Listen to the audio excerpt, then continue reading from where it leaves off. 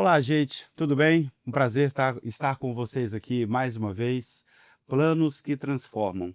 O podcast que é uma realização da Genius Plan, o objetivo de nós falarmos um pouco sobre educação, principalmente educação especial. E hoje, em especial para mim, é um dia que eu estou muito feliz, porque eu estou recebendo uma pessoa que eu gosto muito, Mônica Médici. Eu vou pedir para ela se apresentar. Mônica, querida, um prazer estar com você aqui. Prazer é todo meu. É, Esse sentimento é que bom, recíproco. que bom. A gente encontra e não Isso, para de falar, né? verdade. A gente estava aqui no off até falando, falou assim: "Ah, a gente precisa começar a gravar, senão a gente vai ficar um tempão conversando aqui em exatamente. off, e não é o objetivo. Mas vamos lá. Mônica, mais uma vez um prazer estar com você aqui. A gente vai falar bastante sobre educação especial. Se for o caso, a gente divide aqui mais de um episódio, não tem problema. Nosso ponto aqui principal é a gente falar um pouco sobre conhecimento. Isso. Essa riqueza que a gente tem e que a gente precisa dividir, né? Quando a gente divide, a gente soma esse mistério aí, né? Verdade. Mas vamos lá, início para a gente começar, eu queria que você se apresentasse, falasse um pouco da sua trajetória, da sua formação, aquilo que você já fez na vida. Você fique à vontade. Prazer é todo meu, Cristiano. Gosto muito de você, Que né? bom. Sua família me é muito querida e eu espero poder contribuir, né, com o que a gente vai conversar. Minha formação inicial foi pedagogia e depois eu já fiquei inquieta com as crianças que não aprendiam. Eu fui fazer psicopedagogia ainda na década de 90. Depois eu fiz neuropsicopedagogia, fiz neuroeducação, fiz neurociência, educação especial, ABA, e fiz mestrado e doutorado em educação. E hoje eu estou mais envolvida com essas questões mesmo da educação especial na minha vida profissional. Que bom. Você sabe que eu já gravei com gente em Belo Horizonte, em Minas, né? Já gravei em São Paulo. E aí, você é a primeira que eu estou gravando aqui no nosso estado, no Coisa Espírito boa. Santo, né? Você falou de formação, de mestrado, doutorado, você está falando de UFES aqui. Isso, É exatamente. a Federal. universidade que nós temos aqui no nosso estado, Exato. que é excelente, excepcional. E eu acho que esse é mais um ponto importante, a gente poder dar um pouco voz a essas pessoas excepcionais, profissionais que nós temos no nosso estado, com muito conhecimento. O ponto aqui hoje nós vamos falar sobre neuroeducação, né? O ponto principal a gente vai desmistificar um pouco uma percepção de improviso que a gente tem, como se educação fosse algo que se faz com improvisação. Eu acho que a gente vai falar um pouco sobre isso ao longo do tema, mas o ponto o que a neuroeducação ensina para se aprender de verdade? Como é que nós usamos a neuroeducação para possibilitar, permitir que as crianças, sejam elas do ensino regular ou da educação especial, possam se desenvolver? E aí, o que eu queria trazer aqui? Até pegando um pouco do gancho daquilo que você falou da sua formação, você é uma pessoa que transita em alguns universos complementares, que é a academia. Você tem uma ligação com a universidade pública. A rede pública, você trabalha hoje dentro da rede pública, palestra, fala sobre isso, então você conhece bem essa realidade. E a prática pedagógica do dia. Exato. São complementares, né, paralelas, mas têm as suas especificidades, exatamente. Aí eu queria colocar o seguinte: quando você pega cada um desses vetores, vou chamar assim, o que te chama a atenção, que você fala assim: isso aqui me inquieta, isso aqui podia ser diferente? Você tem alguma coisa que você queira falar assim, dentro dessas três caixas que são complementares, mas independentes, o que você fala assim: isso aqui me inquieta, isso aqui podia ser diferente? Muitas coisas me inquietam, né? Muitas. Tem as políticas públicas, a medicalização excessiva, né?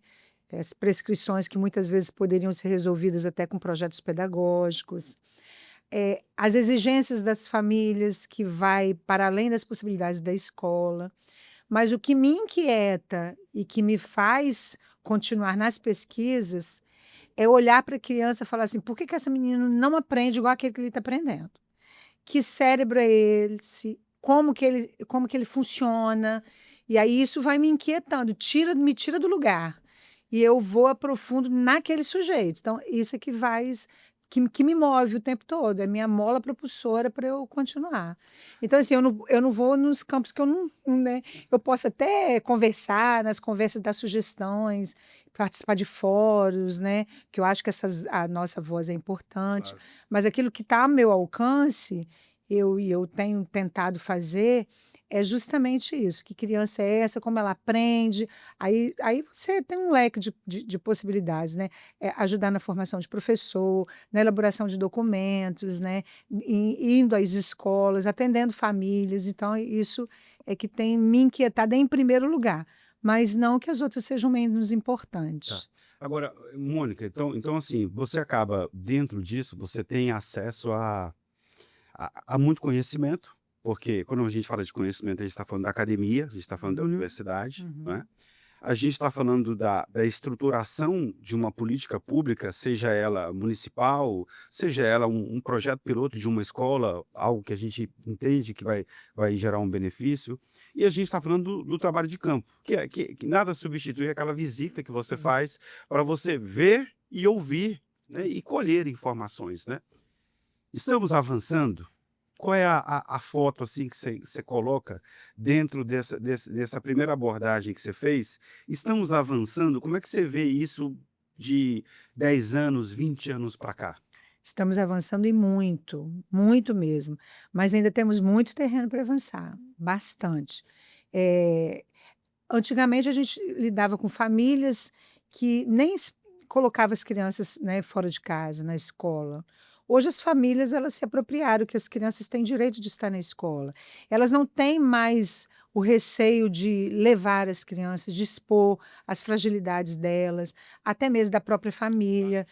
Então, isso fez com que a academia se movimentasse, as políticas públicas também.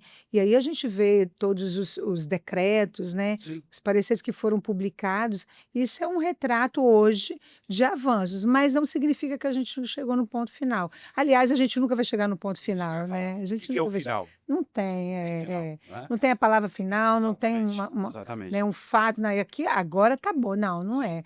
Porque na própria escola, né, nas clínicas, é o nosso fazer que vai nos apontando, ó, realmente isso aqui não deu certo. Nós tivemos o decreto agora, Sim, né, publicado 12.686 muito bem. de 20 de outubro. Então, esse decreto, ele não é o fim, né? Daqui a pouco vai vir outro, porque a gente vai fazendo, né, as nossas experimentações dentro das escolas, dentro das clínicas, com atendimento aos professores, aos pais, e a gente vai ouvindo e vai colhendo isso. Isso vai se movimentando, Sim. né? Mas avançamos muito, muito mesmo. Eu acho importante esse ponto que você tocou, porque, assim, às vezes, existem algumas análises que elas são um pouco cruéis, eu costumo dizer. Porque você pega uma foto muito específica e aí você fala: "Não, não está bom". E eu acho que uma análise educacional, ela precisa ser feita num espectro de Uhum, cronológico muito mais amplo, uhum. né.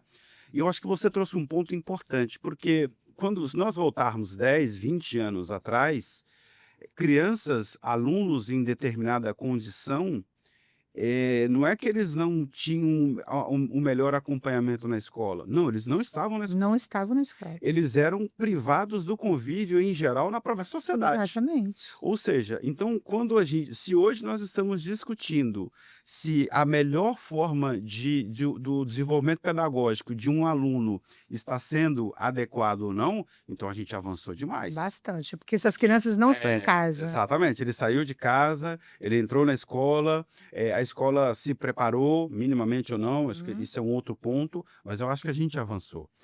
Para a gente poder voltar aqui, que é aquilo que é o ponto principal, a gente quando fala de neuroeducação, tudo aquilo que remete a cérebro, né, É. é sempre como se fosse uma caixinha, é um mistério que está ali para Mistério e as pessoas grande têm parte até medo, né. para grande parte das pessoas. Então as pessoas falam: "Ah", a gente fala de neuroeducação, as pessoas ficam assim: "Mas o que que é isso? Como é Uhum, que isso vai poder ajudar o meu filho?", uhum. né. E se isso é algo difícil para a educação regular, como é que você pega isso e coloca dentro da educação especial? E na verdade é o contrário, né. É. O desenvolvimento da neuroeducação, ela tem uma capacidade uma oportunidade de melhorar mais o ensino da educação especial absurdamente. Agora, você consegue desmistificar isso para a gente, para a pessoa que está ouvindo, falar assim, eu entendi agora na prática o que que é a neuroeducação e como isso pode ajudar o meu filho. Ao longo do nosso podcast, a gente vai tentar falar um pouquinho, das especificidades. Mas a sua pergunta é muito importante, que hoje as pessoas entendem do seu motor do carro e não entendem do cérebro da criança. Eu sou professora, qual é o meu instrumento de trabalho? É o cérebro da criança. Eu estou ensinando, estou tentando fazer com que ela apreenda aquilo que eu estou expondo. Então, assim, as pessoas que entendem muito mais de outros objetos que elas mexem no dia a dia, e nós não conhecemos o cérebro do nosso filho, do nosso aluno. E a neurociência, ela entra na educação com esse objetivo, fazer um diálogo, educação e neurociência, trazendo conceitos básicos e muito importantes que nos possibilita avançar dentro da própria sala de aula. Então, assim, a gente precisa de tomar conhecimento disso, todos os professores, todos os professores. Não dá mais para ficar sem esse conhecimento, porque eu tenho que olhar lá para o João e falar assim: nossa, ele está inquieto, então ele vai funcionar assim, porque o cérebro dele faz isso, faz isso. Então, assim, é necessário. Seria uma lente que amplifica essa criança para o professor. Isso. Agora, Mônica, importantíssimo isso que você falou. Agora, e o pai?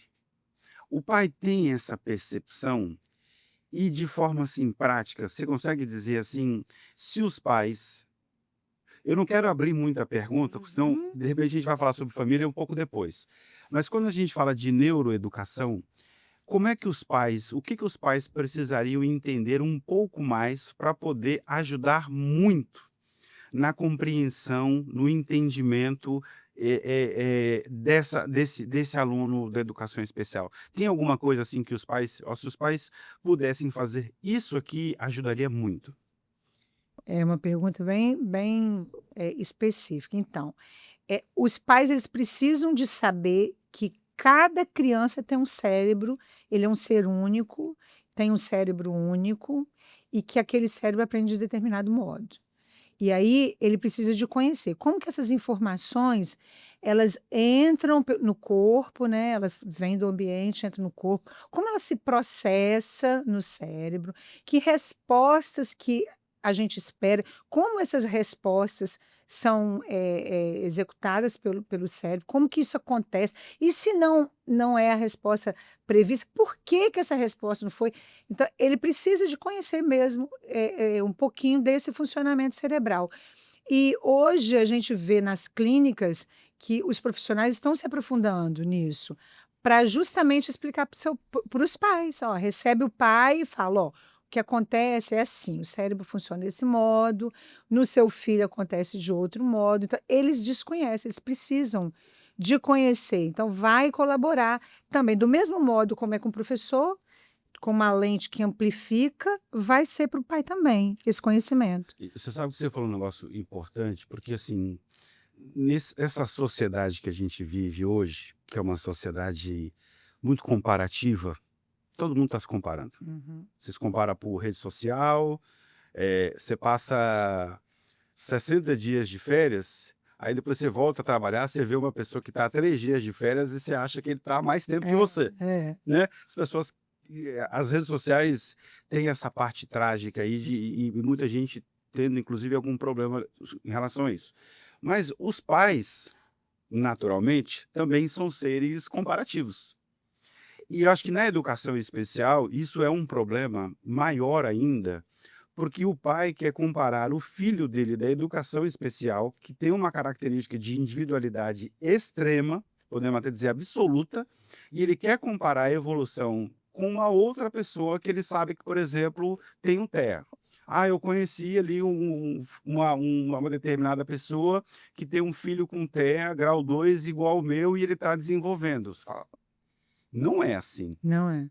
E isso eu percebo que, assim, isso às vezes prejudica, porque ao invés de você olhar para o seu filho dentro da sua casa, a individualidade dele, o que que você pode fazer, você está querendo pegar ele e comparar com uma foto que não tem Né? comparação nenhuma. Não tá. Agora, dentro disso, Mônica, teve algum momento assim que você deu um estalo, né? Porque você, bom, se a gente voltar lá no início, você falou assim, me inquietou, O que me é, inquieta. É. o que te inquietou é a questão de que assim, nem todo mundo aprende igual, da mesma forma, no mesmo tempo.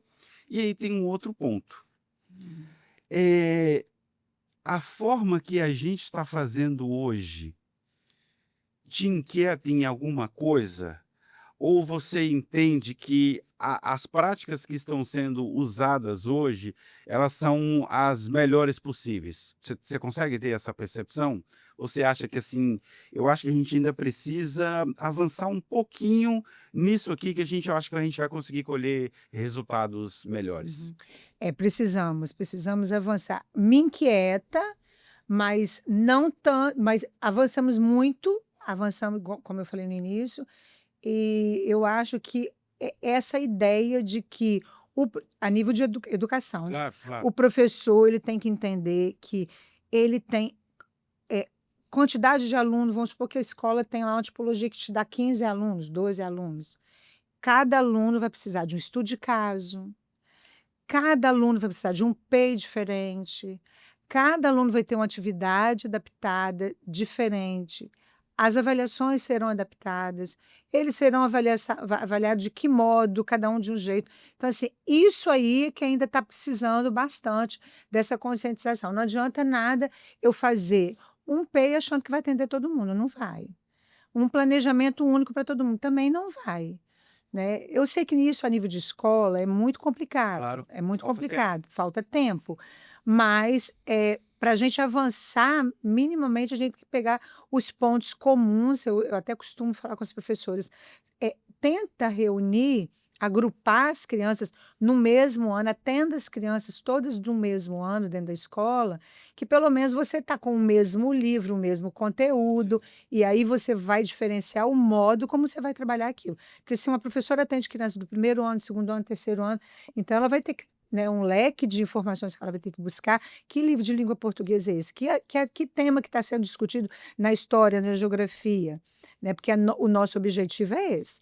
Eu estou dentro de uma sala que está conversando sobre um determinado tema, aquele tema ali tem que também levar para a criança. Claro. Agora, como vai levar para essa criança? Se ela não é alfabetizada, como é que vai ser? Ah, mas um lê, ainda não está com a leitura fluente. Então, como que eu vou trabalhar isso com ele? Então, assim, essa diferença, né, essa diferenciação, isso ainda precisamos muito de avançar. Não adianta nada você imprimir atividades de internet, não adianta nada eu achar que o que eu vou levar para um vai servir para os 12 que eu atendo, não adianta. Você sabe que você falando isso, você me lembrou de uma situação que eu vi semana passada, de uma determinada oferta. Você comprava tipo 30 P's, e aí diferentes, e aí desculpa aqui a brincadeira, mas aí você encaixa os seus alunos Copia e naquele. cola. Que isso é uma tragédia, né? É uma Que, tragédia. assim, o PEI nasceu por uma concepção de um plano Aham. individualizado. Individualizado. Se eu estou pegando na internet um plano pronto para encaixar um grupo de 10 alunos que eu tenho, de 500 alunos que eu tenho, isso não é um PEI. É você, que é um pouco disso que você está falando. Exatamente. Agora, Mônica, essa complexidade e essas variáveis todas que existem, elas às vezes dão uma percepção errada nos pais, e eu queria que a gente falasse um pouco sobre isso, de que parece que as coisas acontecem por improviso. Uhum. Não, traz aqui o seu filho e a gente vai dar um jeito. Tem gente que tem essa percepção de que acha que a escola não é uma escola, parece que é um depósito. Desculpa aqui a palavra, talvez até uma palavra chula, né? Porque a gente está falando de seres humanos, mas às vezes tem pessoas que parece que pensam que tudo acontece no improviso. Existe improviso hoje, em 2026, dentro da educação especial? Não tem como trabalhar com improviso. Não tem. O que acontece é que as crianças de educação especial, elas mostram com muita facilidade o que está dando errado. Mesmo que eu faça o PEI, mesmo que eu esteja planejando, trago atividade para ela, se alguma coisa no ambiente acontece e ela se desregula, ela manifesta aquilo. E aí parece que tudo que o professor fez, deu errado, tá vendo? Tá me ligando para buscar o menino. O que foi que foi feito com ele? É improvisado. Não é, não é, é porque dá essa percepção. Mas hoje nós avançamos muito, os professores estão mais conscientes disso. A instituição escola é a única instituição que está com as portas abertas o tempo todo para o aluno. Você chega na saúde, você vai lá porque eu quero fazer uma consulta com o neurologista, neuropediatra. Você fica na fila meses, Verdade. se não anos, para você ser atendido. A escola não. A escola ela está preparada, assim, tem mão de obra, tem professor, tem tempo para planejamento, a gente recebe pais, a gente está planejando, a gente está fazendo PEI, só que a percepção de improviso é por conta desse público, porque os outros, os típicos, alguma coisa que você fez não deu errado, você vai e explica para as crianças, né? Ó, gente, o que a tia falou não vai dar certo agora. Vamos fazer o seguinte: a gente vai fazer isso amanhã, mas agora as crianças, uma boa, aceitam, compreendem, mas vai tirar a rotina desse menino que está preparado com a previsibilidade de acontecer o que foi dito para ele que ia acontecer. Ele se desregula. E aí dá essa sensação de que é no improviso, mas não é. A escola ela tem se dedicado muito, a gente tem trabalhado muito, bastante, para poder a gente atender essas crianças com qualidade. Eu acho que você trouxe uma leitura muito humana, assim, e que eu acho que precisa gerar uma reflexão. Porque, no final das contas, a gente está falando, todo mundo é ser humano. Exato. Então, basicamente, você falou, às vezes a família demora 6 meses, 1 ano para conseguir um laudo, por diversos motivos. Uhum. Ou porque na cidade que ela mora não tem um Tem neuropediatra, profissional. ou porque ela não tem condições de pagar uma consulta. Ela fica, A real a ela fica na realidade fila. a realidade do nosso país ela é cruel a esse ponto, né. E aí, para aquilo há uma aceitação ou uma condescendência. "Não, é assim mesmo". Mas quando chega na escola, que sempre recebe, É. tá aqui, a partir de agora ele é meu aluno, vou cuidar dele, vou entender, vou conhecer.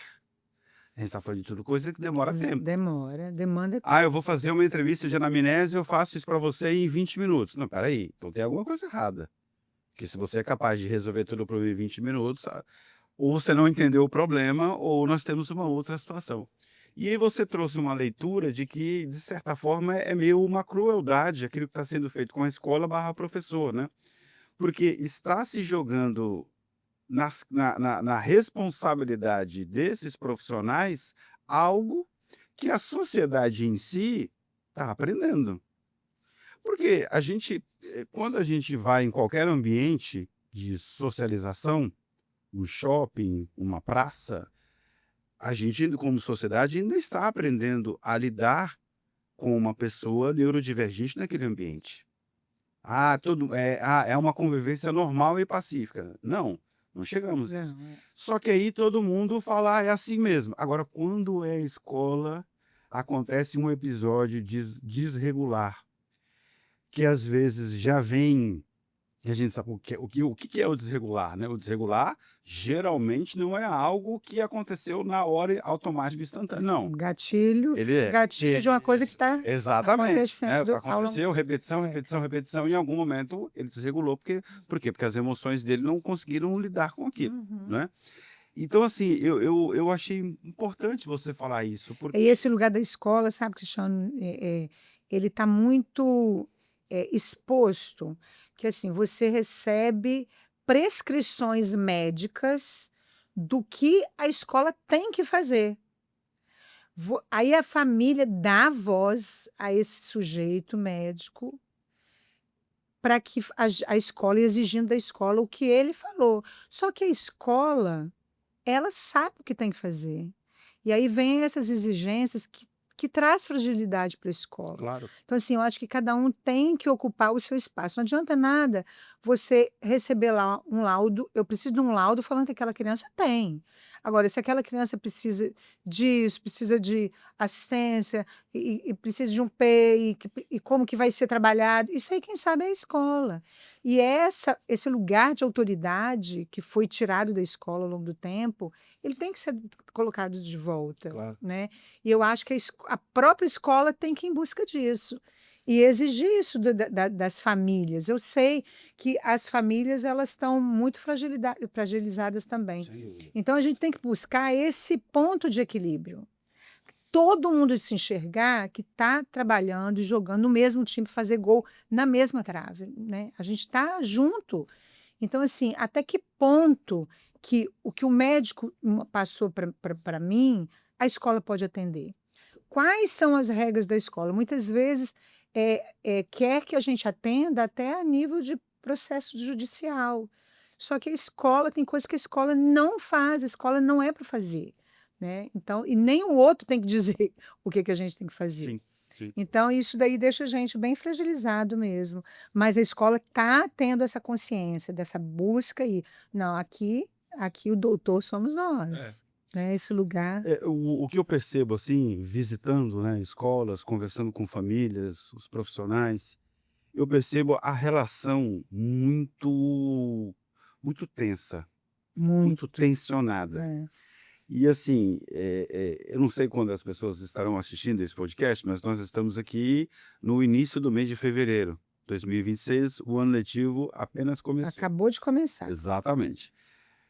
Você conversa com um professor agora, é um indivíduo, é uma pessoa. Você conversa com ele em agosto, setembro, é outra. Você conversa com ele em dezembro, ele é outra. Por quê? Porque ele cansa. É uma atividade que requer ele está muito exposto. Eu percebo o professor muito exposto. Às vezes ele tá assim: "Quem vai poder me defender?", né. E está exigindo tanto de mim, mas ninguém tá vendo o meu lado, desculpa a expressão. E aí dentro disso, tem alguma coisa assim, ou algum caso que você já viu de uma relação tensa e que como é que essa tensão se dissipou, como é que se desfez? Você já viu alguma situação que você consegue relatar para a gente, de falar: "Ó, a gente conseguiu fazer desse jeito na escola, com a família e a coisa fluiu melhor"? Você já viveu alguma experiência nesse sentido? A gente já bastante, muitas, Ah, né? que bom.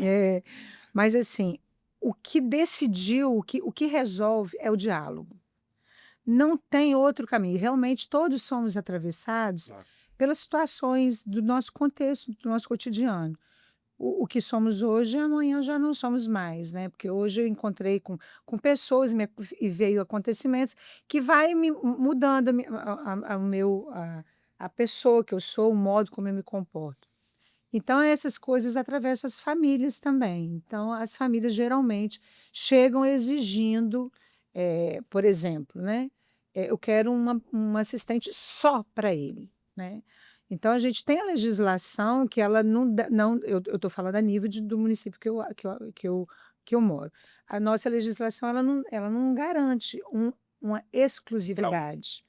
Mas a gente tem um olhar muito atento para a criança, porque tem criança que vai exigir mais e vai ter que ficar mais tempo com Natural. ela. E o nosso objetivo é fazer com que essa criança, que é tão dependente de uma pessoa ficar com ela, dar a ela autonomia. Então, eu converso muito com as famílias. Então, tem casos que eu consigo avançar. Olha, não, a gente vai ter, a gente precisa que ele vai ficar com mas o tempo dele de estar na sala com o colega, com a pessoa, com o professor titular, participando, esse tempo tem que aumentar, porque a gente está pensando nessa criança, preparar ele para a vida. Você não é eterna, né? Claro. Você não vai estar aqui. Você tem que preparar essa criança para a vida, pelo menos para poder saber discar um número do telefone da Sim. mãe, comunicar alguma coisa com a mãe. Nós temos uma pesquisa muito bacana na Federal Fluminense, da professora Emilene Coco. Acho que as pessoas poderiam até procurar ler. O avanço daquela criança, para nós, a nossa vista, foi mínimo. Pegar um telefone, conseguir atender um telefone, discar o telefone da mãe, escrever o nome da criança, mas a alegria que isso foi para a família foi demais, porque a criança não conseguia. Então, assim, a gente vai buscando essa independência, né, da criança. Então, são inúmeros casos de exigências que a gente não dá conta de atender, mas que com diálogo a gente foi conseguindo É. excelentes É, resultados. e interessante essa palavra diálogo, né? Ela é muito importante, principalmente porque assim é um diálogo família e escola, Uhum. porque às vezes você insere nesse diálogo terceiros que aí arma a conversa de uma forma que assim, ao invés de destensionar, você tensiona É. mais ainda, né? E os pais, quando você não estabelece esse diálogo, os pais vão continuar naquele lugar de exigência. E assim, nós não legislamos pelo individual, nós legislamos pelo coletivo. Então, eu não posso dar para você, Cristiano, o que eu não vou dar para todo mundo.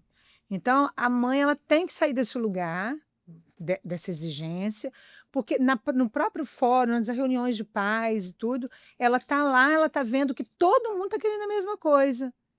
Mas ela está pensando no colega, É verdade. na mãe, né? Na mãe daquele coleguinha do filho dela, porque todo mundo, quem dera se fosse assim, né? Isso é perfeição, mas é impossível. Então, assim, o diálogo ele é necessário sim, e a gente vai tendo avanços para isso. Agora, Mônica, olha só, deixa eu tentar voltar um pouco. A gente vai conversando, a gente vai derivando, o assunto vai embora, né? A gente voltando um pouco aqui para a neuroeducação, a gente está falando eu até anotei aqui, ó, a gente está falando de regulação emocional, a gente está falando de memória, a gente está falando de atenção, a gente está falando de aprendizagem.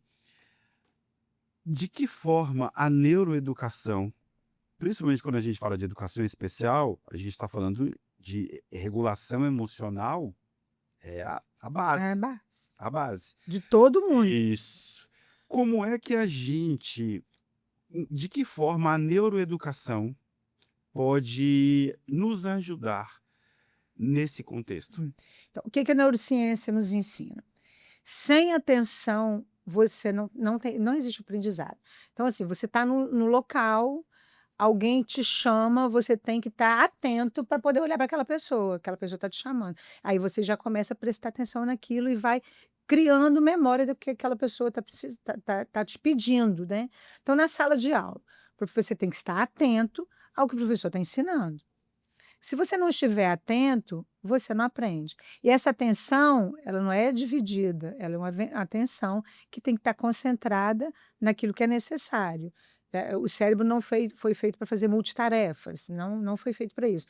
Então, você está, ou você está dirigindo, ou você está no celular, né? Ou você está prestando atenção no que o professor está falando, ou você está conversando com o colega do lado. Então, essa questão de atenção, memória, emoção, elas estão totalmente ligadas.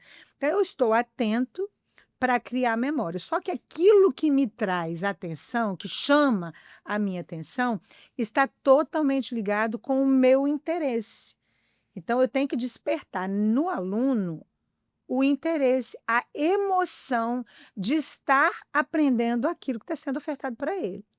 Então, o que a neurociência nos ensina? Quando você desperta o interesse da criança, você então dispara o quê? A amígdala cerebral. A amígdala cerebral ela está dentro do sistema límbico. A amígdala cerebral é responsável pela emoção e pela memória. Quando o assunto ele é interessante, ele me envolve, né? Eu tenho interesse naquilo, no mesmo momento eu já libero a dopamina, que é o hormônio do prazer. Sim. E aí eu aviso o meu córtex pré-frontal, que é o maestro de todo, né, o neocórtex. E aí ele fala assim, ó, fica atento. Ele vai dar esse direcionamento, e aí você fica atento, porque isso é bom. né?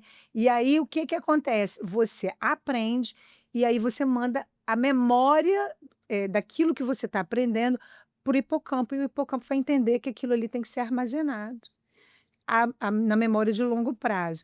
Então, é um circuito, porque os estímulos eles vão chegando e as sinapses acontecem como uma rede elétrica, né? Então, são as redes de neurônios que vão se comunicando e vão fazendo passando essa informação.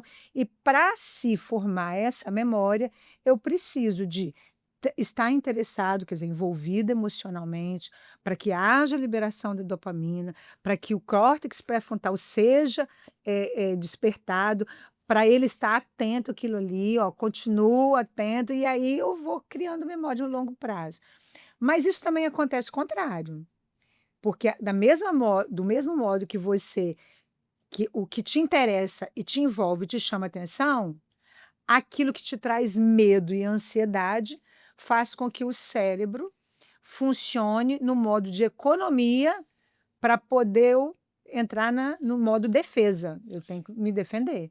E aí você perde a oportunidade da criança aprender. Então, se a criança está numa sala de aula, que o professor grita muito com ele, que coloca as coisas do jeito que bem distante da realidade dele, aquilo ali vai trazendo um desconforto para ele, o coração bate forte. Essa aula de matemática, né? Geralmente é aula de matemática. Eu não O professor de consigo, matemática é o vilão, né? eu não consigo aprender isso. Se a professora vai e grita com o menino e aponta o dedo na cara, como que faz? Como é que essa criança vai ficar envolvida emocionalmente, né? Para despertar esse interesse. Então, a neurociência ela colabora nesse sentido, que essas informações que vão chegando, ela precisa chegar envolvendo essa criança no interesse emocional para que ela possa estar atenta e aprender, criar memórias de longo prazo. Mônica, olha só. Você acha que a pergunta acabou, mas ela não acabou, não. Ah, Mas acabou o nosso tempo. tá. Então, o que eu vou fazer? Eu vou encerrar esse episódio aqui e a gente vai continuar, porque a gente basicamente falou aqui sobre a atenção nesse momento. É. Como é que o professor mantém aquela criança atenta para que ela se sinta motivada a se abrir para aprender. Isso. Ou ela entre, o contrário, né? Ela entra no modo de segurança e a partir disso, nada do que eu ouvi, eu gravei. Cara, Porque o modo de segurança do cérebro é esse. exatamente. Quando o cérebro entra nesse modo, a partir de agora eu não estou ouvindo mais nada, É. não é? Mas eu vou precisar encerrar esse primeiro episódio. Então eu queria te agradecer por essa primeira parte aqui, a gente vai continuar. Mas eu queria só que você desse uma palavra de encerramento de tudo isso aqui que você colocou. Define para mim o desafio do professor. Vou te fazer uma pergunta difícil. Ih, vamos ver se eu consigo responder. Que palavra que você pode deixar para o professor que nesse momento está olhando para esse quadro e falando assim, como é que eu vou fazer? E aí nós vamos encerrar. Então, eu acho que o professor, primeiro, ele não precisa de ficar desesperado, não, porque a gente tem como atender essa criança. Eu acho que o professor ele precisa de buscar o conhecimento, como que eu posso ajudar essa criança, e entender que esse sujeito é um sujeito único e que eu preciso de olhar para ele com essas individualidades e que existe sim um modo diferente para fazer com cada um. Então, assim, todo apoio, eu falo mais a nível de rede pública, que é onde eu atuo, né? Claro. Então, as redes públicas estão preparadas, elas estão preparando os professores. Eu atuo em Vila Velha, eu falo por Vila Velha. Vila Velha, a gente tem uma equipe maravilhosa, né, no Núcleo de Educação Especial. Nós temos uma Secretaria de Educação que nos dá todo apoio, uma administração né, do Poder Executivo que está atento a esse público. Muito bom. Então, assim, eu acho que não podemos nos desesperar. Eu acho que tem como todas as crianças aprenderem, e não adianta o professor querer que uma criança que, de repente, lá é de nível 3 de suporte, está com 15 anos, ainda não aprendeu a ler, mas não é isso, às vezes, Sim, que os pais querem. sim. Às vezes A métrica é diferente. você pode tentar trazer um conhecimento para a criança de coisas que vai trazer mudança radical para a vida deles, e não só acadêmica, Sim. né. Então eu acho que a palavra de ordem é calma. Ah, gostei. Calma, calma e vamos, buscar o conhecimento, que sujeito é esse, o que que ele sabe, o que que ele não sabe, o que ele precisa aprender de imediato e o que que eu posso fazer para poder melhorar a vida desse sujeito. Mônica, eu preciso encerrar. Gente, foi um privilégio estar aqui conversando com a Mônica. Nós não vamos parar por aqui, nós vamos fazer um segundo episódio. E eu acho, Mônica, importante a gente seguir de uma maneira prática como é que o professor ele consegue manter a atenção Uhum. desse aluno. Acho que no próximo episódio a gente vai falar um pouco Continuar mais sobre isso, conversando. que eu acho isso importante. Gente, o objetivo nosso aqui é falar para você, profissional de educação, para você, pai responsável, que precisa muitas vezes estar com o seu coração aberto para saber o que está acontecendo dentro da escola, como que é essa dinâmica dentro da escola. É importante você entender esse dia a dia para que você saiba que o seu filho está sendo acolhido, não é? Acho importante a gente fazer aquilo que a Mônica comentou aqui, é um diálogo, e é um diálogo contínuo. Ele não é um diálogo de início, meio e fim de ano, ele é um diálogo contínuo. O que vai construir, o que vai mudar uma situação que não é adequada, é o diálogo e a construção em conjunto, tá? Então, eu espero que você tenha curtido esse episódio. Nos siga nas redes sociais, dê um like, compartilhe esse conteúdo com quem você acha importante saber, ouvir, aprender mais sobre isso. E nós voltamos na semana que vem, continuando esse tema, tá bom? Um abraço e até mais. Tchau, tchau.